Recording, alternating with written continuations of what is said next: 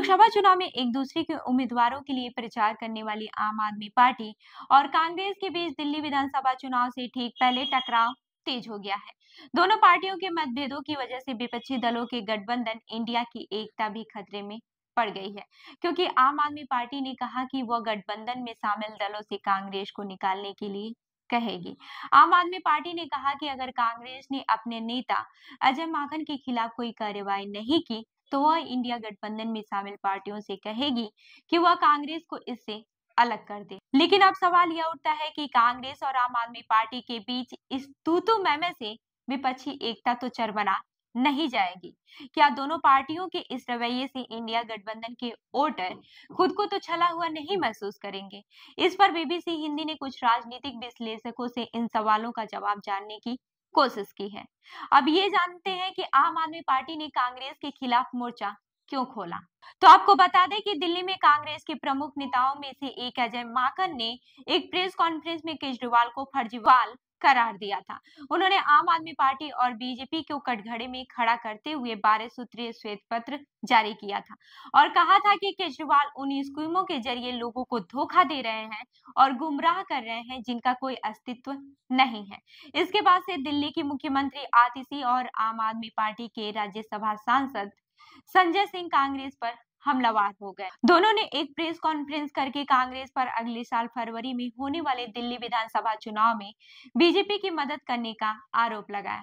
संजय सिंह ने press conference में कहा, दिल्ली में कांग्रेस बीजेपी के साथ खड़ी है, वह विधानसभा चुनाव में बीजेपी को फायदा पहुंचाने का हर काम कर रही है। अजय माकन बीजेपी की स्क्रिप्ट पढ़ रहे हैं। उन्होंने अरविंद केजरीवाल को राष्ट्र विरोधी कहकर सारी हदें तोड़ दी है। क्या उन्होंने कभी किसी बीजेपी नेता को राष्ट्र विरोधी कहा है? इसी प्रेस कॉन्फ्रेंस में आतिशी ने कहा कि आम आदमी पार्टी को जानकारी मिली है कि बीजेपी संदीप दीक्षित समेत सभी कांग्रेस उम्मीदवारों के लिए फंडिंग कर रही है। हमें आधिकारिक सूत्रों से पता चला है कि कांग्रेस के प्रत्याशियों का चुनाव प्रचार का खर्चा भारतीय जनता पार्टी से आ रहा है। इसमें सबसे प्रमुख संदीप दीक्षित और जंगपुरा से चुनाव लड़ रहे फरहाद सूरी हैं। आतिशी ने आगे कहा कि अगर कांग्रेस भारतीय जनता पार्टी को नहीं जिताना चाहती है तो फिर वह 24 घंटे में अजय माकन के खिलाफ एक्शन ले। कांग्रेस के नेता दिल्ली वालों को बताएं कि संदीप दीक्षित और फरहाद सूरी के चुनाव लड़ने का पैसा कहां से आ रहा है। कांग्रेस ने नई दिल्ली विधानसभा सीट पर अरविंद केजरीवाल के खिलाफ संदीप दीक्षित को उतारा है।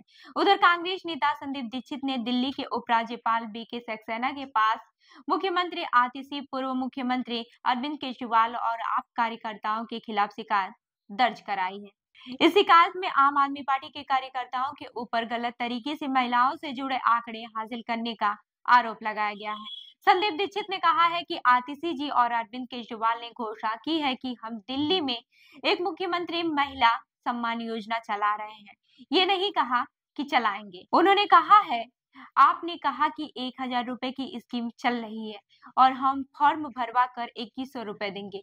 दिल्ली सरकार के एक विभाग ने कहा कि ऐसी कोई योजना है ही नहीं। इसके जितना दस्तावेज भरवाए जा रहे हैं वो धोखाधड़ी का मामला बनता है। अब ये जान लेते हैं कि आम आदमी पार्टी और कांग्रेस के इस टकराव का क्या असर होगा।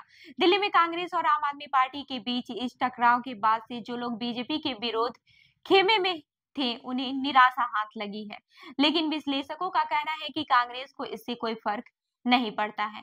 वरिष्ठ पत्रकार और राजनीतिक विश्लेषक शरद गुप्ता ने बीबीसी हिंदी से कहा कि कांग्रेस यूपी में एसपी और बीएसपी, बिहार में आरजेडी और तमिलनाडु में द्रमुक को समर्थन देकर सहायक भूमिका निभा चुकी है, लेकिन इससे इन राज्यों में उसे कोई फायदा नहीं हुआ। लगता है कि कांग्रेस अपनी इस गलती से सीखने की कोशिश कर रही है। उसे लग रहा है कि दिल्ली में अगर इसने आम आदमी पार्टी को समर्थन दिया तो बीजेपी के खिलाफ लड़ने का सारा श्रेय वही ले जाएगी। अब ये जान लेते हैं कि क्या कांग्रेस को विपक्षी एकता की परवाह नहीं है। आखिर कांग्रेस ने आम आदमी पार्टी के खिलाफ ये रुख क्यों अपनाया है?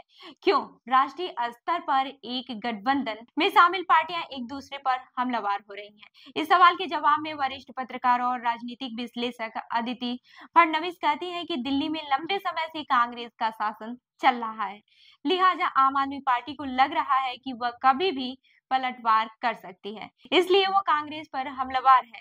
दिल्ली में दोनों ही एक स्पेस के लिए लड़ रहे हैं, इसलिए दोनों आमने सामने हैं। क्या इससे इंडिया गठबंधन की एकता को झटका नहीं लगेगा?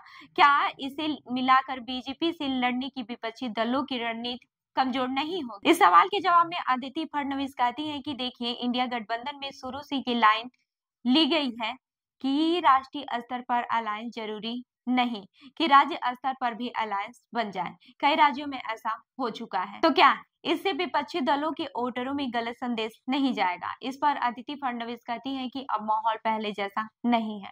वोटर अब काफी परिपक्व हैं, उन्हें मालूम है कि राष्ट्रीय स्तर पर किस तरह की वोटिंग करनी है और विधानसभा में कैसे वोटिंग करनी है, इसलिए वोटरों पर इस तरह के विवाद का खास असर नहीं पड़ेगा। तो आपको क्या लगता है, कांग्रेस और आम आदमी पार्टी के बीच इस तू मैं से जो विपक्षी है उसकी एकता चरमरा जाएगी या फिर जो इंडिया गठबंधन है उस पे असर पड़ेगा? हमें कमेंट करके जरूर बताइएगा। मैं हूँ रूबी आपके साथ और आप देख रहे हैं जनदर्पण न्यूज। धन्यवाद।